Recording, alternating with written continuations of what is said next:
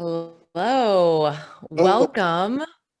Thank you guys so much for being here. Thomas Vinterberg, the writer, director, and the amazing star, Mads Mikkelsen. Thank you guys for being here to talk about this film, which is such a delight and so illuminating and fascinating in so many ways. I just enjoyed it so much, and I know everyone here probably enjoyed it so much too. And we have a lot of questions, and I have a lot of questions, so really excited for this conversation.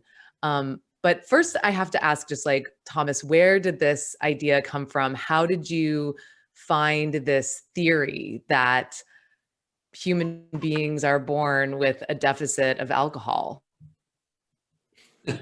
well, first I looked at world history and I saw how many great and fantastic things that have been accomplished by people who are very drunk.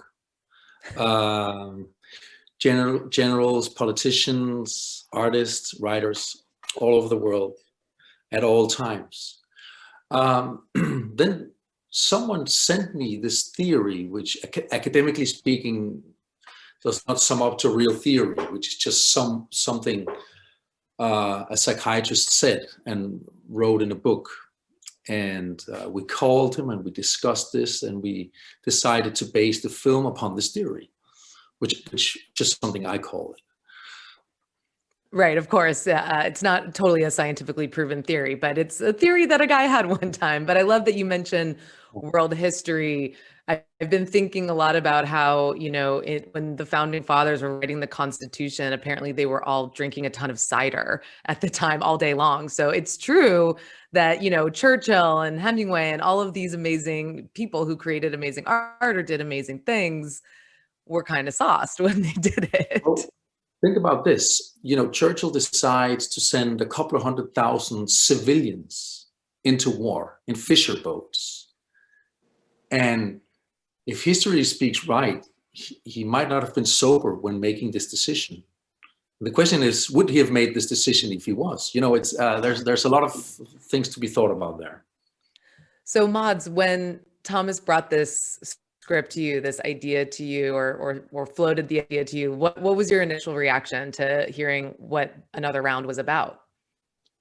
I was just waiting for an excuse to be drinking 40 days in a row. He pitched this story for me a long time ago, I believe in 2013 or something. At that point, they were not high school teachers. My character was working as at the control tower in an airport, which obviously laid ground for a lot of funny incidents. So everything he pitched was funny and interesting, and the theory itself, I think it's of course, it's true. We all know what that is. 2 glasses of wine. We know that the conversation is lifting. We know that we become more brave. We forget some of our troubles. We might even be able to pick up that phone and make that important phone call we don't dare doing. So we know there's something true in there. 2 glasses is very different than 2 bottles, of course, and that's the topic of the film. I love that it was almost an air traffic controller. I feel like it could have been a little bit more of a suspense thriller or an action film at that point. Yeah. Being in charge of high school students while a little bit tipsy is, has its own, high stakes issues in it. But, I definitely think I had some teachers with some just alcohol on their breath. So, we've all been there. That's true. Or maybe, but remember those. But I think that's another one of the things that makes this film, which is like rather a, sort of offbeat idea, but what it ties into are these really universal themes of feeling lost or just a sense of ennui in your life, not really feeling passionate or energized. And I think that, everyone can kind of relate to that and understand those themes really, really well. And I'm wondering, Mads, like your performance is conveying this person who exists in these 2 polarities. He's very reserved and kind of dealing with a lot of inner turmoil, but then he's also, euphoric and kind of finding this release through alcohol. So what was your approach to this character and this performance? I mean, was it something that you related to, or did you have to kind of like really dive into Martin and his issues? I don't relate to the standstill in his life. I am, by nature, a very curious person. I do enjoy the fact that the sun rises every morning, and it makes me curious what's behind that house. And Martin is obviously, he's standing on the platform and the train has left him. He's not curious anymore. So my approach was, I think that we both agreed on that, you know, the first couple of times that he starts teaching under the influence, where what is not insane, but he's kind of liberated. That was the old Martin. That was the Martin he was 25 years ago.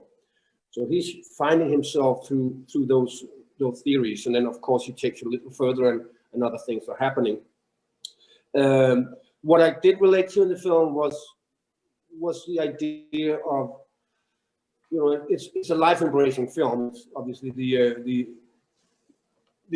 energy or the thing that is consuming the film is the alcohol, but within that there is obviously a film about embracing life. And this is a man who's partly disappointed on his past, quite a bit jealous on the future when he's seeing all the young kids around him, and he's forgotten how to embrace the present. And so that is his journey in the film.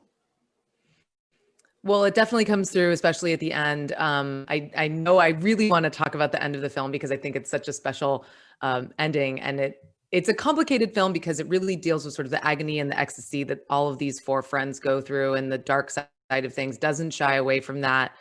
But the ending is just, it is about unlocking joie de vivre without, you know, just through yourself. And the dancing is incredible. So Mads, are you a dancer? Do you have a dance background? I mean, you have to have been a dancer. Yeah, I used to be a dancer. I was a dancer, a professional dancer for not a long career, but 9 years, I believe. That's a long time. Yeah, and I started late, like I do with everything in life. So I did that for 9 years, and that turned into acting later on. So yes, it was already written in the story. Thomas had this idea, and it was obvious that we would make Martin not a professional dancer, but at least he'd done it as a hobby, what we call jazz ballet back home. So that was a theme. So there was a discussion where it should be placed. It was, at one point, it was in the middle of the film, and then it ended up rightly so at the end of the film. But the bigger discussion was how to pull it off. I was very reluctant. I had an idea that could come across quite pretentious, and maybe I wanted to be a little more like a magical dream, a drunken man's fantasy, taken out of reality. And Thomas was always very nice and listening to me and nodding and listening. But he said, no, you're just dancing, man, for real. And I gave in, and he was absolutely right. But it was a bit of a struggle. Am I right, Thomas? You're right. You can actually see it in the scene a little bit, reflected in the choreography. He's dancing a little bit, then he's pulling away, and he's dancing a little bit more, and then he's pulling away again. And then finally he gives in and devotes himself and flies. And that was pretty much how the process went down. So Thomas, were you always like looking for an opportunity to showcase his dancing skills on screen? Not just necessarily in this movie, but any film. You're like, I'm going to get it in there some way. I always felt that having this amazing actor and knowing that he can also dance was like an opportunity that had to be used and challenged at some point. But this is how I approach actors. I want to, you know, unfold all the nice little gifts that they have embedded in them. And but this one was a big one. It was a dream for me for a while. And you know, the idea of a teacher suddenly ending up in a dance like this was obviously a bit of a stretch, and had to be prepared well in the film, and was something that Tobias Lindholm, the co-writer, and myself was discussing over and over again. Is this real? How can this become real? And there was a lot of work behind that, but that only proves how much I wanted it. I wanted him to dance at the end of the story. Well, I also love the ambiguity of the ending, especially for a film like this that deals with something that, it's everyday life. Like everybody, you know, either drinks or deals with drinking in some way in their lives, and it's part of our culture. But it's not prescriptive about you should do this or you should do that. And I appreciate that about the film very much, even though it explores all aspects of drinking. But I think that the ambiguity at the end, especially, we don't even know where he lands. I mean, Mods, where did you land when you took that flying leap? Like in the drink, In so the to water. speak? I landed in a very, very cold water. And I was so proud of that shot. It was quite a high leap, actually. We shot it a couple of times. We had an underwater camera. So it did not end up in the film. And that was just a fraction of me that was a little annoyed with that. But no, it has to end there. The question is obviously, is the man flying or is the man falling? And that's exactly why we wanted to end the film. And people can interpret that the way they want. You ask me and you ask Thomas, he's flying. Yeah. Here in Denmark, where the film has been a massive box office success, you have youngsters sitting with a bag of beer, watching the film for the fourth time on the way out to town. But next to them, you have anonymous alcoholics who finds that the movie's about them. Right. And we both Mats, me, and the writer Tobias always wanted the film to be open. It's an exploring film. We wanted to steer away from any sense of morality or too much provocation. We wanted this to be a survey of alcohol and of life. The word spirit is embedded in the word inspiration. And we had the ambition of making a film about more than just alcohol, but about the art of living and the art of living successfully. And to me, the end, it was important. It became a beautiful catastrophe, and that it ended in ecstasy. We have a guy who didn't make it, and then we have Mats who should be flying. And then dropping into the water and everything became cold and real again. It was a bit of a disappointment. So we kept him flying. Maybe that can be a deleted scene on the Blu-ray when it comes out, the underwater footage. Right. Does anyone see that kind of stuff anymore? I don't know. But yeah, it could be. I'm happy to show. Right. I mean, I'd look for it.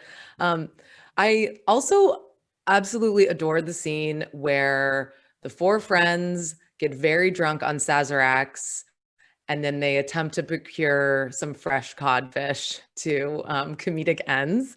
My first question is, how did you decide on a Sazerac? Because I thought that was like a very specific choice that was really interesting, because it's a regional cocktail, very known in New Orleans. So I was just curious if you had like a special connection to that drink. Yeah, I mean, of course, I've had a few, but what was great about the Sazerac is it's made to look like a cocktail, but it's pure alcohol. It's basically getting you very drunk very fast, and that was what this chapter was about: getting above the limits of alcohol intake. So maintaining a sense of elegancy and yet still just get very quickly very drunk was sort of embedded in that particular drink, and which comes with many recipes, and a lot of people have a lot of love towards that drink, and it has put many people in very interesting situation, I think. Like trying to go fishing for codfish in the middle of the day. Exactly. But that's such an interesting scene because it's kind of the most broadly comedic scene in the film, and it kind of ties into this idea that I wanted to ask you about the tone of the film, in terms of like having elements that are comedic, but then also having tragic elements and balancing that pathos. And it feels so real to life, because life is sad and life is funny and life is weird, and you find yourself in absurd situations, and you create that so authentically. So is that just like finding the right group of actors who and who know each other, or how is that on the page? I mean, how do you achieve that sense of tonal balance? Well, I was just about to ask what tone. I mean, this film is so Right. full of different tones and notes and directions. Right. And it's very interesting because as a filmmaker, my instinct is, of course, to tame the beast and create a stringent vision. And but every time we tamed it, either it was in the script or in the editing, we sort of killed it a little bit. The structure of this film had to be drunk with them. And you know, we at some point codfish scene was cut out because No, it was just not as tasteful as the rest of the movie. But it right. killed it, and we needed it back in. The sense Well, it of was a tricky scene, though. I mean, it was a tricky scene in many ways because, as you said, it was maybe the most comedian scene, and there was part of us we were aware of that, and I think that Thomas also wanted it to go that direction. But for the DOP, the cameraman, it was just it was a nightmare because he had four kids that was going in each their own direction, so he couldn't really capture us at the same time. Even though we were not drinking, we kind of got intoxicated by the situation. It was smitten between each other, and there was people inside the boat. Somebody was in the water, somebody was up in the mast, and at the end of the day, it was just too much. So you really had to control some of that, though. right. But you're talking about a sense of realism or truthfulness in the movie, which obviously comes down to asking the 4 best actors in my country to be part of this movie, because I really did challenge them. They had to be funny, they had to dance, they had to be drunk, and they had to protect a super refined emotional journey as well. So they were tested to the limits, and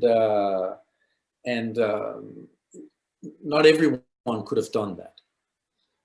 You really are asking them to play so many different notes in this Right. emotional range. It's not just one, you know, range all the way through. It's like all over the place. You know, it's tragedy, it's comedy, and that's so impressive to be able to do all of that.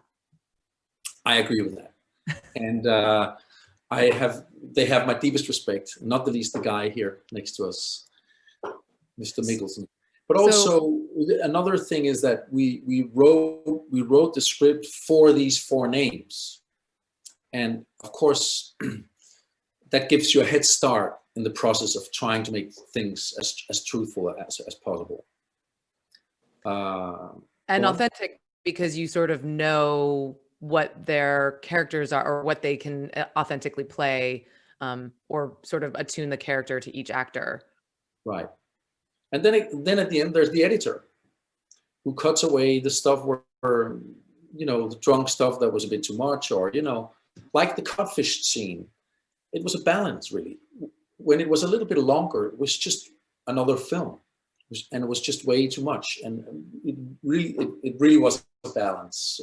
And so it took a lot of work from a lot of people, but primarily a lot of great work from 4 fantastic actors. So, Mads, what is the key to authentically acting drunk on screen?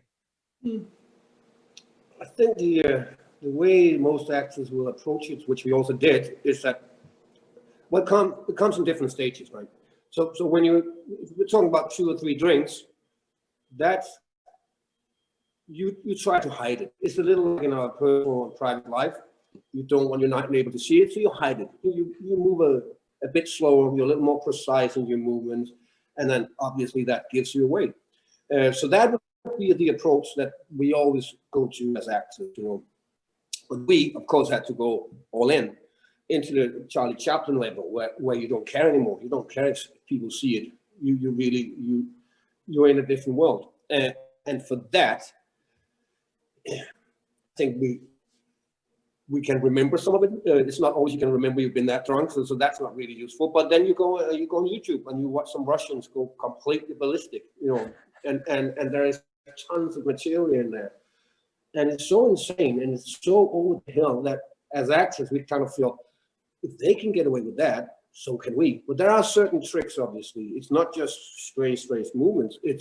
They're always very focused on a task that's right ahead of them. And that task is never fulfilled, of course. And they fall, and when they fall, they do not use their hands at all. They just use their faces. So we had to come up with some hidden mattresses once in a while to go for it. Were there any mishaps on set? Like you mentioned the codfish scene with the DP unable to kind of get you all in frame together. I mean, are there any stories from the set or from the shoot that were, you know, things I got think it out of was hand? no, not out of hand, but I think that was one of the main things. That once you get that wild card, you go for it, and you trust each other. We have 4 actors and a director. We trust each other, and it becomes intoxicating to be in that situation. And there'll be a lot of times where you're doing a scene and you think we nailed it, but we realized that what the cameraman wasn't even there because we were hiding in the bottom of the boat, because you forget anything about it. So that was like, we had to, reel back once in a while and say, we have to put a little structure on some of this because we're just behaving like little kids now, right? But I mean, once you're in there and it feels real and it's attached, as you talked about before, to something authentic, then that's the jokes or that's the fun we want to come across with. We don't want to make jokes for the sake of a joke. We want it to be hooked up on something authentic, of course. But when you start behaving like the kids, then that's where you need some structure. Thomas, one of the things that I thought was really interesting about the film was the way that they approach the theory, and they're writing a scientific paper and they're doing experiments. And I almost felt like, I mean, I loved that structure of it where they're upping the ante every, couple of weeks or whatever. But I also felt like it kind of almost felt like a satire of this life hack sort of culture that we've gotten into, oh, if you do fasting, you'll unlock some, high performance. If you do meditation, if you do whatever, if you do paleo diet, like I feel like we're all searching for this answer, this, magic bullet to like cure us of our ills, and whether it's fasting or meditation or drinking, having constantly being buzzed on 2 glasses of wine. I mean, it almost felt to me a little bit like that. Were you thinking about that at all, or? Well, yeah, to some extent it was a reaction against that, a satire on that, and a satire of this very chaste and confined life that we're living. It's a film about letting yourself become uncontrollable. It's a film about losing control and winning something by losing control. And so, if anything, this film was a fight for the uncontrollable. Our lives are so measured down to how many steps we take. Our cell phones are measuring that. And my daughters have to lay out plans for their education at a very early stage. And when you write an article for a newspaper, on your screen, there'll be the number of clicks your article gets, right? So even you journalists has to think about clickbaits, and everything is about that. And in this world, we forget about the uncontrollable a little bit. The uncontrollable can be a beautiful thing. It can be such as falling in love. That's beyond your control. It says that you fall and then suddenly you meet something grand. Which when you get an idea, when you get inspired, it's also beyond your control. It's just something that comes to you. Now, putting a bottle to your lips is sort of a contract with the uncontrollable. You go into a room of something that you don't know where it's going to end. Either I'm going to get beaten up, or I'm going to end in bed with someone, or a third thing. But at least it's beyond my control. And we enjoyed that. Maybe because our lives are pretty controlled. Well, it's so, I mean, I love that idea, and especially the way it ties into the ending of him releasing all control, falling into